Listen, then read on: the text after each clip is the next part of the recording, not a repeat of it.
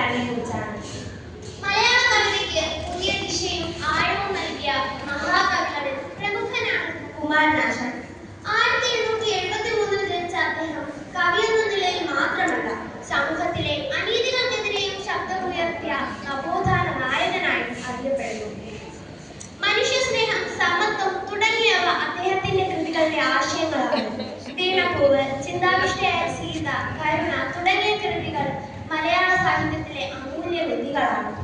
അദ്ദേഹത്തിന്റെ കവിതകൾ വായിക്കുമ്പോൾ ജീവിതത്തിന്റെ അർത്ഥവും മനുഷ്യമൂല്യങ്ങളുടെ പ്രാധാന്യവും നമുക്ക് മനസ്സിലാക്കാൻ കഴിയും. വായന മനുഷ്യന്റെ ചിന്തയെ വളർത്തുകയും അറിവിനെ സമ്പന്നമാക്കുകയും ചെയ്യുന്നു.